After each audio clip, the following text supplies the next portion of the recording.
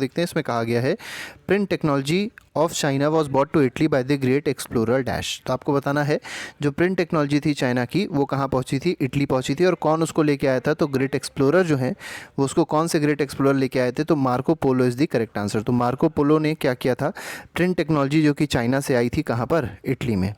Next पे आते हैं, क्वेश्चन नंबर 2 में देखेंगे। क्वेश्चन नंबर 2 में कहा गया an annual publication giving astronomical data was known as. तो देखिए एक एनुअल पब्लिकेशन थी, एनुअल पब्लिकेशन का मतलब साल में एक बार छपती है, ठीक है। और वो करती क्या थी, तो वो एस्ट्रोनॉमिकल डेटा प्रोवाइड करती है और उसको कहते क्या है, तो उसको कहा जाता था एल्मनैक, ठीक है। तो इसमें सी ऑप्शन जो है that will be the correct answer. Next पे आते हैं, क्वेश्चन नंबर 3 देखते हैं। क्वेश्चन नंबर 3 में कहा गया the Portuguese introduce the printing press in dash. तो पुर्तगालियों ने जो प्रिंटिंग प्रेस इंट्रोड्यूस किया था वो कहाँ इंट्रोड्यूस किया था, तो गोवा में इंट्रोड्यूस किया था। तो इसका ऑप्शन डी सही हो जाएगा। नेक्स्ट पे आएंगे, क्वेश्चन नंबर 5 को देखेंगे। क्वेश्चन नंबर 5 में देखिए, क्वेश्चन नंबर 4 में क्या कहा गया है, 4th में कहा गया the oldest Japanese book diamond सूत्र। तो देखिए सबसे पुरानी जो जापानीज़ की बुक है उसका नाम है डायमंड सूत्र। अब ये किस ईयर में प्रिंट हुई थी आपको बताना है, तो ये AD 868 में, ठीक है, 868 AD में ये प्रिंट हुई थी। तो इसका आंसर हो जाएगा option number B. Question number 5 पे आते हैं। 5th क्वेश्चन में कहा गया the earliest kind of print technology was first developed in. तो देखिए प्रिंट टेक्नोलॉजी जो थी, सबसे पुराने टाइप की जो प्रिंट टेक्नोलॉजी थी वो सबसे पहली बार कहाँ डेवलप हुई है, तो वो डेवलप हुई है चाइना में। तो इसमें बी ऑप्शन सही हो जाएगा। क्वेश्चन नंबर 6 पे आते हैं। 6th में कहा गया है metal frames in which types are laid and text composed are known as.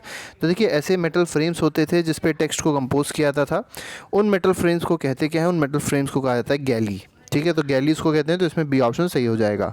Next पे आएंगे, 7th क्वेश्चन में कहा गया है Protestant Reformation movement is related to the religion. तो देखिए प्रोटेस्टेंट जो रिफॉर्मेशन मूवमेंट है वो किससे रिलेटेड है, तो ये रिलेटेड है क्रिश्चियनिटी से। तो इसमें सी ऑप्शन जो होगा that will be the correct answer. Question number 8 पे आते हैं। क्वेश्चन नंबर 8 में कहा गया है the Grimm brothers of Germany published. तो देखिए जो ग्रिम ब्रदर्स थे जर्मनी के, उन लोग ने क्या पब्लिश किया था, तो उन लोग ने फोक टेल्स को पब्लिश किया है। तो इसमें बी ऑप्शन जो है that will be the correct answer, that is folk tales. Next पे आते हैं, क्वेश्चन नंबर 9 में the first Indian to publish a newspaper was. तो देखिए पहला जो इंडियन था, पहले इंडियन जिन्होंने न्यूज़पेपर को पब्लिश किया था उनका नाम क्या है, तो उनका नाम है गंगाधर भट्टाचार्य। तो इसमें जो सी ऑप्शन है that is the correct answer. Next पे आते हैं, क्वेश्चन नंबर 10 पे देखिए। क्वेश्चन नंबर 10 में कहा गया है द न्यूज़पेपर शमसुल अखबार वॉज पब्लिश इन। तो देखिए जो न्यूज़पेपर शमसुल अखबार है वो किस लैंग्वेज में पब्लिश हुआ था, तो पर्शियन लैंग्वेज में वो पब्लिश हुआ था। तो इसमें बी ऑप्शन सही हो जाएगा। नेक्स्ट पे आते हैं, क्वेश्चन नंबर 11th को देखेंगे। 11th में कहा गया है राशुंदरी देवी। तो देखिए राशुंदरी देवी की बात करी गई है, रोड दी ऑटोबायोग्राफी। तो इन्होंने जो ऑटोबायोग्राफी लिखी थी उसका नाम क्या था, उसका नाम था अमर जिबोने, ठीक है। तो इसमें ए ऑप्शन सही हो जाएगा।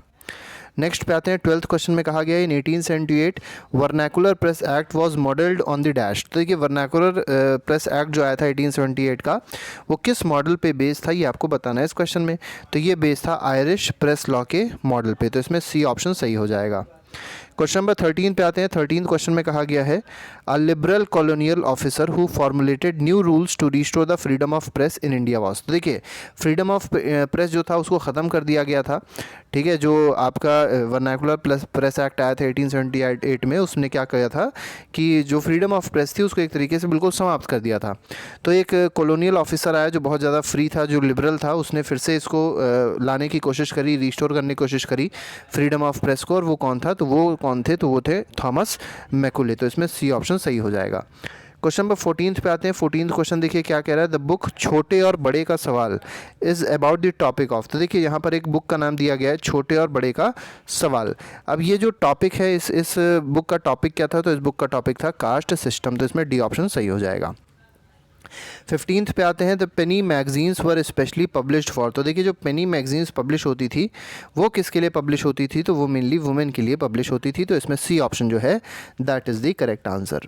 क्वेश्चन नंबर 16 पे आते हैं। तो ओलिवर ट्विस्ट के बारे में बात करी गई। ओलिवर ट्विस्ट ने क्या कौन सी किताब लिखी है, ठीक है। ओलिवर ट्विस्ट जो है उसमें मतलब जो किताब मतलब ये कह सकते हैं जो ओलिवर ट्विस्ट कहानी है, एक किताब है, वो किसने लिखी है, तो वो लिखी है चार्ल्स डिकेंस ने, ठीक है। तो इसमें डी ऑप्शन जो है that is the correct answer. Charles Dickens ने लिखी है क्या, ओलिवर ट्विस्ट।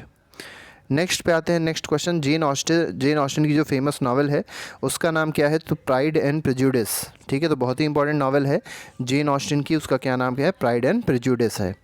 नेक्स्ट पे आते हैं, क्वेश्चन नंबर 18 में कहा गया which of the following novels was not written by Charles Dickens. तो चार्ल्स डिकेंस ने इसमें से कौन सी नॉवेल नहीं लिखी थी, आपको बताना है। ठीक है, तो पहला दिया गया hard times, germinal, Oliver twist और पिकविक पेपर्स। तो इसमें कौन सी इन्होंने नहीं लिखी थी, तो इसमें जो आपकी ये जो नॉवेल है जिसका नाम है जर्मिनल, ठीक है, जर्मिनल जो नॉवेल है वो चार्ल्स डिकेंस ने नहीं लिखी थी। बाकी हार्ड टाइम्स हो गया, ओलिवर ट्विस्ट हो गया, पिकविक पेपर्स हो गया, सब की सब किसने लिखी है, चार्ल्स डिकेंस ने ही लिखी है। नेक्स्ट क्वेश्चन पे आएंगे, क्वेश्चन नंबर 19 देखेंगे। तो देखिए इसमें क्या कहा गया, इसमें कहा गया who wrote the jungle book. तो जंगल बुक बहुत ही इंपॉर्टेंट, बहुत ही फेमस किताब है। ये किसने लिखी है, तो ये लिखी है रुडयार्ड किपलिंग ने। तो इसमें सी ऑप्शन जो है that is the correct answer. Question number 20 पे आते हैं। 20th में कहा गया the earliest Indian novel was written in which of the following languages. तो आपको बताना है जो सबसे पुरानी इंडियन नॉवल है वो किस लैंग्वेज में लिखी गई थी, तो वो बंगाली में लिखी गई थी। तो इसमें सी ऑप्शन सही हो जाएगा। क्वेश्चन नंबर 21 पे आते हैं the first modern novel in Malayalam is. तो देखिए जो पहली मॉडर्न नावल है मलयालम में वो मतलब उस नावल का नाम क्या है आपको बताना है इस क्वेश्चन में। तो उस नावल का नाम है इंदु लेखा। तो इसमें बी ऑप्शन सही है। और ये किस लैंग्वेज में है, तो याद रखिएगा मलयालम लैंग्वेज में लिखी गई है। नेक्स्ट पे आते हैं who is the Pioneer of modern Hindi literature. तो मॉडर्न हिंदी लिटरेचर के पायनियर कौन कहलाते हैं, तो भारतेंदु हरीशचंद्र जी कहलाते हैं मॉडर्न इंडिया हिंदी लिटरेचर के क्या पायनियर। नेक्स्ट पे आते हैं question number 23 the first modern Hindi novel is. तो पहली हिंदी नावल जो कि मॉडर्न हिंदी नावल है वो आपको बतानी कौन सी है। ठीक है, तो ये कौन सी है, तो ये है परीक्षा गुरु। तो फर्स्ट मॉडर्न हिंदी नावल कौन सी है, परीक्षा गुरु है। क्वेश्चन नंबर 24 पे आते हैं which was the first novel written by Bankim Chandra Chatterjee. तो देखिए बंकिम चंद्र चटर्जी ने जो पहली नावल लिखी उसका क्या नाम था, तो पहली नावल जो लिखी है उसका नाम था दुर्गेश नंदिनी। ठीक है, और याद रखिएगा जो आनंद मठ है जहाँ से वंदे मातरम लिया गया है ये भी किसने लिखा है, ये भी बंकिम चंद्र चटर्जी ने ये लिखा है। और ये किस उस पे बेस्ड है आनंद मठ, तो ये सन्यासी रिवोल्ट पे बेस्ड है। ये भी आप लोग को याद रखना है कि ये जो है ये सन्यासी रिवोल्ट पे बेस्ड है। कौन, आनंद मठ। और यहीं से कौन सा नेशनल सॉन्ग भारत का लिया गया है, तो एक नेशनल सॉन्ग है जिसको कहते हैं वंदे मातरम, वो यहीं से लिया गया है। क्वेश्चन नंबर 25 पे आते हैं। 25 में कहा गया which of the following novel is written by Rokeya Hossain. तो रोकेया हुसैन ने कौन सी नॉवल इनमें से लिखी है आपको बताना है। तो सुल्तानाज ड्रीम जो है, ठीक है, डी ऑप्शन जो है सुल्तानाज ड्रीम, रज़िया सुल्ताना के बारे में है, वो किसने लिखी है, तो रोकेया हुसैन ने लिखी है। नेक्स्ट पे 26 क्वेश्चन कह रहा है which of the following novel deals with caste oppression. तो देखिए कास्ट ऑपरेशन के साथ कौन सी नॉवल डील करती है, मतलब कौन सी नॉवल में कास्ट ऑपरेशन के बारे में बताया गया है, ये आपको बताना है इसमें। ठीक है, तो ये बताया गया सरस्वती विजयम में। ठीक है, तो इसमें सी ऑप्शन जो है that is the correct answer. Question number 27 पे आते हैं। 27th क्वेश्चन क्या कह रहा है which was the first historical novel written in Bengal. तो पहली हिस्टोरिकल नॉवल जो कि बंगाल में लिखी गई थी उस नॉवल का नाम क्या था, ये आपको बताना है इस क्वेश्चन में। तो इसका नाम था अनगुरिया बिनिमॉय। ठीक है, तो Anguriya Binimoy was the is the correct answer. Next पे आएंगे क्वेश्चन नंबर 29 में कहा गया who was the central character of Premchand Rangbhoomi. तो रंगभूमि एक इनकी नॉवल है, अब उसका बताना है सेंट्रल कैरेक्टर कौन था। तो उसके सेंट्रल कैरेक्टर हैं सूरदास। ठीक है, तो इसमें बी ऑप्शन जो है that is the correct answer, Surdas इसका सही आंसर होगा। नेक्स्ट पे आते हैं। 29th क्वेश्चन में कहा गया है which of the following novel was not written by Munshi Premchand. तो आपको बताना है इनमें से कौन सी ऐसी नॉवल है जो मुंशी प्रेमचंद जी ने नहीं लिखी है। तो मुंशी प्रेमचंद जी ने रंगभूमि भी लिखी है, गोदान भी लिखी है, सेवा सदन भी लिखी है, लेकिन परीक्षा गुरु नहीं लिखी है। तो इसमें डी ऑप्शन जो है that is the correct answer. Last question पे आते हैं। लास्ट क्वेश्चन में देखिए क्या कहा गया name the novel which was based on the effect of industrialisation.